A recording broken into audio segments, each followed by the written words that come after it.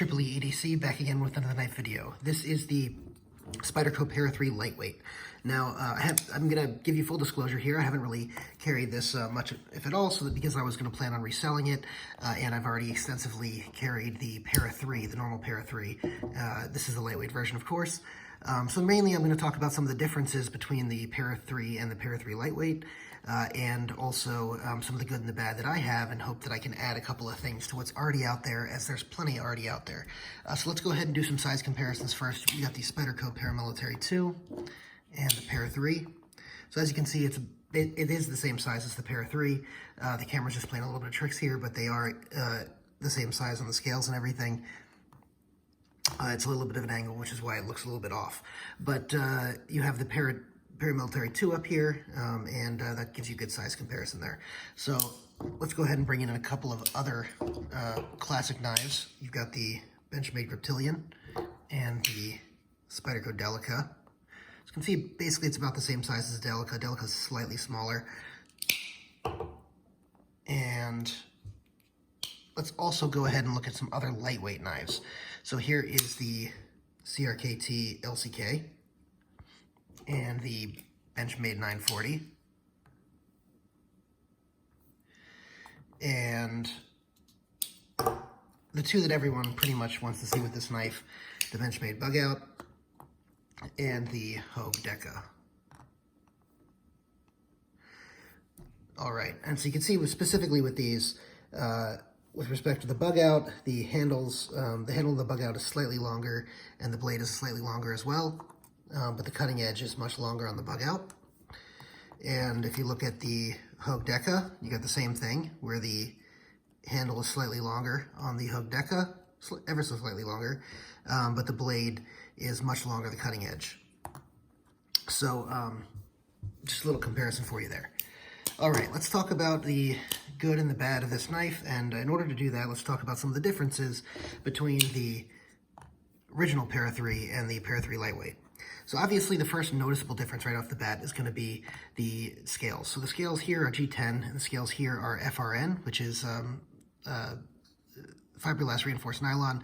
It's basically a fancy way of saying plastic. It has some bidirectional texturing. The bidirectional texturing on this is a lot less aggressive than what you would see on Spyderco's normal FRN knives, such as the Endura and Delica. So that's one of the things, is they've chamfered and made less aggressive the bidirectional texturing here, which I find to be, pretty good in adding to the comfort. The other thing is the pocket clips are different. So you've got the wire clip here and the spoon clip here. And the other major difference, well, there's really two other major differences.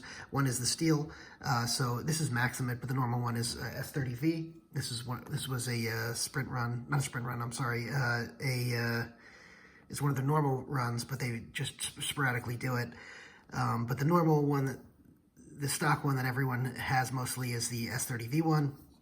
Then you've got this CTS BD1N here. That's the Para 3 Lightweight steel.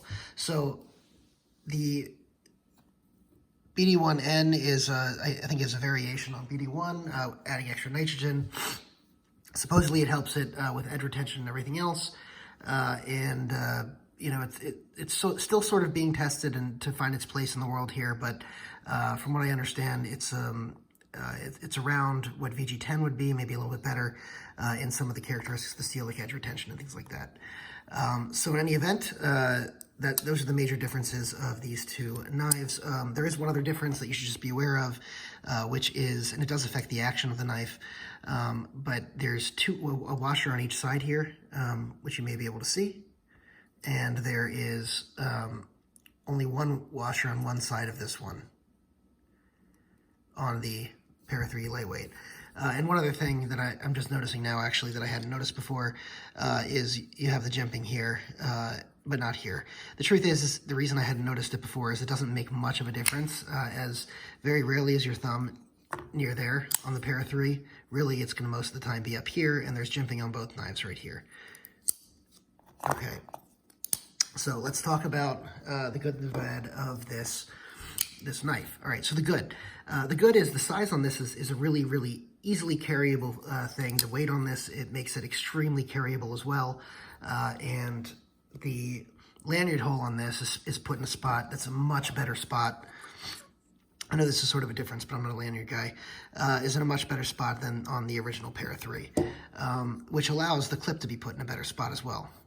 As you can see, the clip is sort of off kilter there and a lot sticks out of the pocket. So this gives you a nice deep carry. So some of the benefits are this nice deep carry pocket clip, this wire clip, which is really nicely designed. I'm not a huge fan of the wire clip on a lot of different knives, but it does work on this knife. I know some people just are huge fans of that clip, but I do think it works very well on this knife. Like I said, the other good on this is the fact that the bidirectional texturing has been chamfered. The lanyard hole is in a spot that's really nice. The action on this is fairly good for having one washer. Let me see if I can show you how drop shutty it is. So yeah, so you can see it's nice and drop shutty. That being said, if you only partially deploy it, you see where it stops right there. You don't really have that same problem with the original one like that. It just sort of always is drop shutty. So those are some of the good things about it. Some of the bad, well, the main bad thing, which right off the bat I'm going to tell you ruins this knife for me almost completely, is the edges right here on the bottom side of each of the scales on both sides are extremely sharp. And when you bear down on this, it gets really uncomfortable in your hand. I'll see if I can show you what I'm talking about. So I'm bearing down on this for a minute, and all of a sudden, yeah, you can see in my hand where it dug into my hand. So that's not really a pleasant experience, and that does really ruin the knife for me. Also, the fact that it doesn't have the complete action that a lot of the Para 3s have, the complete good action that it does drop shut if you hold it all the way down, like I said, but it is noticeably different than the normal Para 3, which does rub me the wrong way a little bit as well. I have to sort of give it a knock there for that. The other major drag is that the weight savings on this to make it competitive with the Bugout, honestly, is not so much of a savings that I pretty much ever would choose this over this. Honestly, I'd choose the regular Para 3 100 out of almost 100 times. I don't think I would ever choose the Para 3 lightweight if I also own the Para 3. And that's just a problem, because it makes this knife not really necessary. Not only not necessary, but it's never going to be an option for me. Now, that being said, one of the main things that you should just be aware of is this is $91 or so. I think the prices may have changed with the Spyderco's, prices going up all the time. But the normal Para 3 is slightly over $100. This version's a little bit more than that, but it's slightly over $100, and maybe it's like 120-ish or something.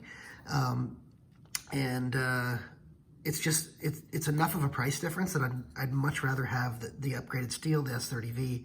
I know this is a Maximate, but the upgraded steel of S30V over the BD1N, and I'd also much rather have the full handles here, the nice G10 grippy handles that feel nice that Spyderco does. And honestly, I think it'd be worth adding, whether it's $20 or something like that, to put a deep carry lynch clip on it, so you can get that deep carry if deep carry is your thing. I will say that this is sort of a first impression, sort of a review video. The reason it's a little bit of both is because, like I said, I haven't really carried this one that much, but I've carried this a lot, and so I can confidently say, after handling this wearing it around the house a little bit, that I have an idea, and I've handled enough knives to know what I'm talking about here. So honestly, I'm going to continue to recommend this one.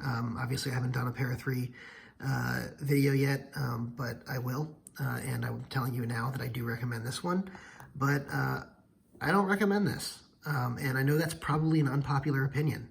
It's probably, I know, you know, people will say they recommend it despite the, you know, the sharp corners here. I just don't recommend it because I don't think it's a good value. I don't think it represents a good value with the cheap plastic scales when you could get the regular Para 3. And honestly, if you want the weight savings, I will say the Bugout is just a better knife for the weight savings. I know this is the micarta version, but you can get the satin blade and plastic scale Bugout for pretty cheap, and it's even been on sale recently. You know, Blade HQ had $99 Bugouts for a while with the coated blade. So, you know, I don't recommend it, not for the price. Now, if you can find this for a great price on the secondary market, go for it. I totally would say go for it. But again, if you can find this also for a great price on the secondary market, get this instead. That's all I'm saying. In any event, go ahead and like this video, drop a comment. If you want to tell me why I'm wrong and you love the Para 3 lightweight and you want to make a big deal about it, go ahead, we can talk about it. Drop a comment in the comment section. If you haven't already, go ahead and subscribe and hit the notification bell so you get all of my content. Thanks so much.